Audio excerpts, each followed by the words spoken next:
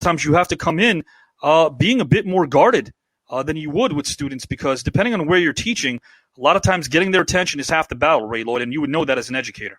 Oh, listen, yeah, I agree 100%, Avi. And, I had the best story about this movie.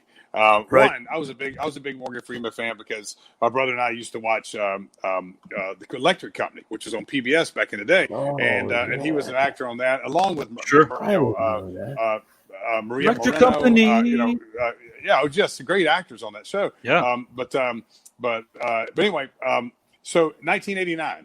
I'm right out of college. I've got my first full-time teaching job. I'm in Valdosta, Georgia, at junior high. And one day, it's inclement weather outside, and I was a PE teacher and kind of a weightlifting teacher a couple of periods a day. And we couldn't go outside, so I went to the library. I asked, could we hold get the room there, the AV room, to watch a video.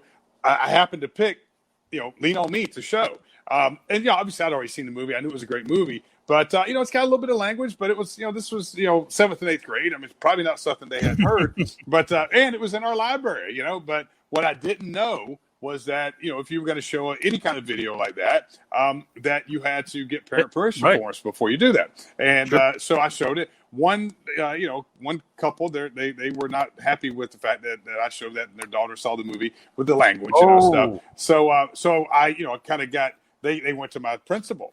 And my principal was just the best lady. And I said to her, she met with me. She goes, look, I'll handle it. Don't worry about it. It'll probably just go away, but just, but remember, from here on out, get a permission form. I said, thank you so much. So anyway, I tell you that to set this up.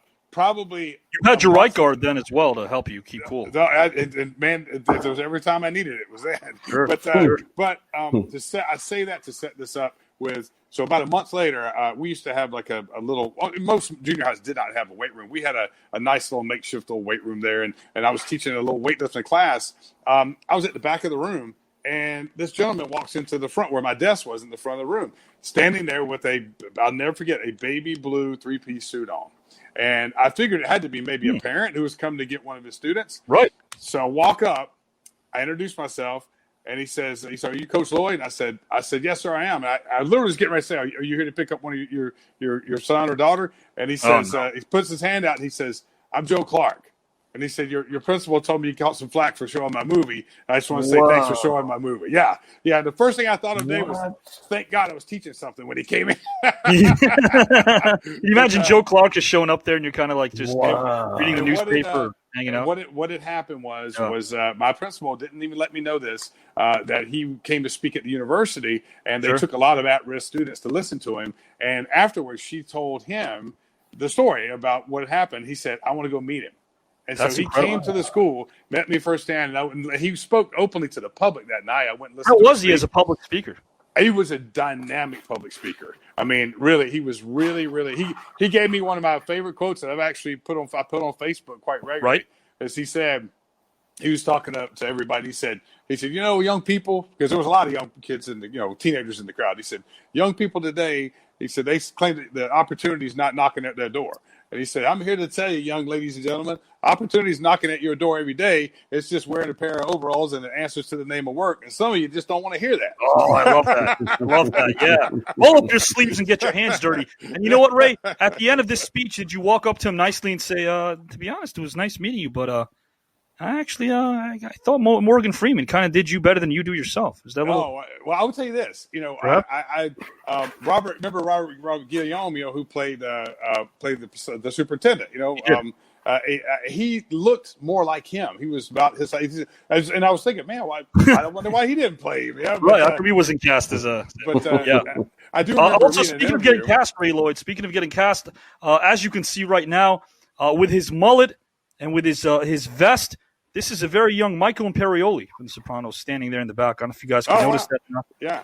Very, well, and I will tell you another thing is I read an interview about Morgan Freeman when he was doing the film, and of course, Mr. Clark was an advisor on the film, and he was there when the first few days we were filming, and he kept. After every take, he kept apparently, going up and coaching Morgan Freeman on how he would do certain things, whatever. And he said at one point, Morgan Freeman said he had to walk him over and to put his hand on his shoulder and say, Mr. Clark, you got to trust that I'm going to make you look good here. but you got to let me do my job, I would have called security and got him out of there. I mean, guys, we will keep playing the clips. And as you can tell, this is amazing that Holiday and Ray Lloyd have some stories attached to some of these films. We'll play one more clip. Ray's Reels, not going anywhere. We'll have them next week as well. I will bring up one more clip. I will fast forward. You know what? This is a clip worth bringing up, I think, just because of the performances were incredible. Let's bring in a classic. Here we go. 1987. Oh, man. Wow. The original. Yeah, it looks like Mickey Doyle right there. A little beyond Mickey Doyle. Yeah, sure. Yeah, Mickey Doyle had that haircut. I saw that picture. He did. Guys, one of your favorite scenes over here from Lethal Weapon? Love it. Oh, yeah. What an animal. Yeah, and what I loved about Lethal Weapon, I mean, the many things I loved about Lethal Weapon was the fact that, you had a guy who he was, kind of one of the good guys, but he was portrayed as a kind of a loose cannon, and still that just broke that mold of what Hollywood presented the good guys as, as, he was a guy that was terribly flawed, but he was who was on the edge, a good guy. Yeah, and he had his but issues. Also, terribly broken too. His backstory. Yeah, terribly broken. Right. And you think, and especially this was the 80s when we didn't talk a lot about people, especially guys who had those issues. So to see them present a character who actually, like you said, broken and had some issues, I think it really, for a lot of guys, especially, like, hey, wow, I mean, if he could have those problems and he still was a good guy, then. I'm still a good guy too, but I have these things maybe I can address, but yeah, what a great movie. And I just want to say this too, Dave, when you mentioned earlier about Funny Farm and sitting down and showing, picking movies to watch with your son, man, I know I don't need to tell you, but you are creating such great memories, and it just reminds me of my dad and what he did with me and my brother. He did a lot of the same thing. I'm a fan of the Three Stooges because my dad sat us down and watched it. You guys got to watch this, And when I watch the Three Stooges, it's not so much that I enjoy the Three Stooges. I do, but it always just takes me back to sitting there watching it with my dad. So the nostalgic. Yeah. I have that with sports. I remember certain games that may not have been the greatest games I've ever seen in my life, but to me they are because they were spent with my father. Absolutely. I want to bring this up too, guys. A technical snafu over here in Lethal Weapon from JC. There was a goof in that movie. When they jump off the roof, the handcuffs come off and they grab each other's hand. I also want to bring something else up. What's interesting about this scene, guys, is think about the dimensions in terms of how it was shot. Now, if we step into the reality, the pseudo-reality of this film, the bystanders already know that they're going to be protected when they fall off the roof. We don't. The audience is kept in the dark. We have no idea. We think at the point that they're actually jumping off the roof, we think that this – initially, if we've never seen the film before, we think they're jumping to their death. But that's not the case, as you can see. Boom, there we go. A little soft, cushy blow there. But I remember watching. Of course, this is one of the scenes in the beginning of the movie. The thing about it that's so great is I remember thinking, like, oh man, like this the next hour and a half of this movie is going to be great if that's how they started off. That's how they started off. And you know what? I don't know if they're going to show this now, but speaking of the Three Stooges. There's kind of like he kind of does Larry Moe and Curly in this scene. He's undercover. Oh, yes, he does. Yeah. He does all three of them over here. I don't know if we'll get to that. I really hope we do. But he starts smacking his own face around, I think. Yeah. Playing an undercover cop in a drug deal. I think now they realize. I think this guy's the wiser. He kind of understands what's going on. He's calling out Mel. I think it's coming up right here. Are we going to do a little Three Stooges now? A little Larry Moe and Curly, perhaps? Hopefully. Some humor, a lot of humor in this film. I think he's trying to explain himself away right now. Still isn't revealing right now he's revealed that he's a cop. We may not see that. So, guys, this is Ray's Reels. We will always bring up some footage that represents filmmaking at its best. Maybe its worst. We'll have some special episodes at an hour and 24 minutes right now. I do want to let you know that we appreciate you wholeheartedly. Part 2 of our double dip today. Face Value, Bill DeMott, Avi Klein. 5:30 p.m. Eastern Time on the pages of Ray Lloyd, myself, Don Morocco, Mike Josie, Paul Roma, Del Wilkes, Bill DeMott, of course, and 34 other pages that are streaming our podcasts live. We thank you for that. David Holiday, we thank you for appearing. Before I kick it over to Ray Lloyd, I want to let you know you are a near and dear friend, a brother, a man that is talent personified. The floor is yours right now, David. Anything you want to address our viewers? Ray, go ahead. Yes, thank you, Avi, for all the support that you give me. Ray, thank you so much for for providing this platform for me to come on and talk movies and acting, one of my favorite subjects. Guys, viewers, Green Room, we got a lot coming up. This big episode this Saturday at 11 o'clock Eastern Time. Finally, please, can we just put, Mickey Doyle, can we get him taken away? I mean, this guy now is reaching new lows. He's a demon. He's a demon. I want before he goes away. Also, can I bring this up to David Holiday? He may not have seen this. I want Dell to see this as well. This was this past Sunday, and it's not just Mickey Doyle running amok. It's also some of the other guys in the green room. They're not as professional as David Holiday. So Ray Lloyd, I want you to react to this. Also, David, you can react to this as well. Look who shows up over here on Unmasking the Truth on your show, my show as well, with Dell every Sunday. Look who's here. I can't believe that he mustered up the courage to even show up on Dell's show. I know how Dell thinks of Howard. He's lucky that they were in two different cities. But Dell's. Oh, look at this clip over here, Ray. Look at this clip.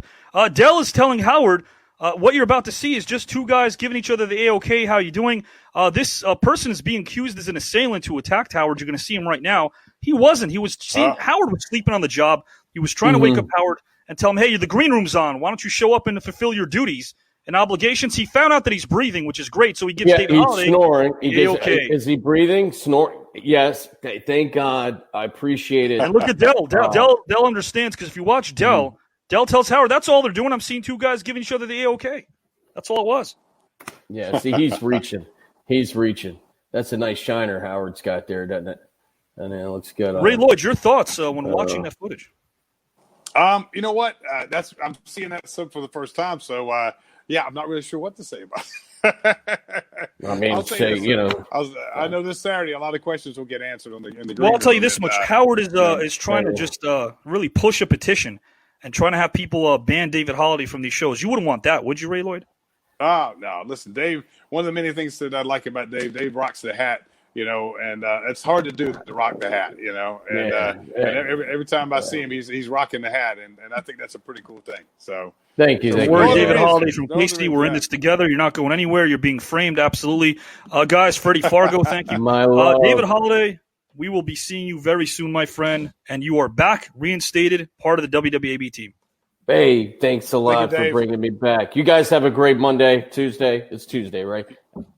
Tuesday, Monday, Tuesday. I'm on vacation. Doesn't matter. Guys, we'll see you soon. Thank you, Dave. See you, buddy. David Holiday, guys and gals, the one and only, and Ray Lloyd. What an amazing show from Gus. Every time I see Happy Holiday, I imagine him as Kenny Powers. That's from Gus Anselmo. Some great. I got a quote for Ray Lloyd of my own that I want to bring up, guys. Pat Riley, legendary coach and player.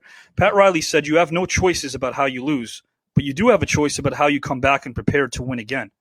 I agree wholeheartedly. The sting of defeat is cured with the elixir known as the rebound. Whether you're 7'3" like Kareem Abdul-Jabbar or 5'3" like Muggsy Bogues, you can always rebound when you realize that defeat is not permanent. When the fight seems over, take it to the fight. A man that knows all too well what it stands for. When he stands victorious, he comes every single day with a level of perseverance, consistency, and effort. And he also still happens to be the host of the show. And he's a great friend. He's a brother. He's someone that will make you feel a lot better about life when life is giving you down. And you know what? He lifts our spirits wholeheartedly, whether it's on these shows or not. This man is as genuine can be. I kick it over to Ray Lloyd to close out the show solo. Another fantastic show. Thank you, my friend. Yeah. Hey, Avi, same here, buddy. And like I said, huge thanks to Avi. Avi's the one that makes this thing go. He sets everything up. He just sends me the link, and of course we do some prep and stuff, but he's the one who really steers the ship, and I'm so thankful for that. And a couple of quick things. We had so much to try to get in this hour and a half. And the hour and a half tends to go by so fast. I do want to say that to all the AEW fans out there and pro wrestling fans as a whole, of course over the weekend the wrestling community lost Luke Harper when he was in WWE, but Brody Lee from when he most recently was in AEW, 41 years old, and just a sad reminder how fragile life can really be. And left behind a wife and I believe two sons. I know they're planning a big a big show to honor his memory tomorrow night live on Dynamite on TNT from 8 p.m. to 10 p.m. Eastern Standard Time. So if you haven't, if you didn't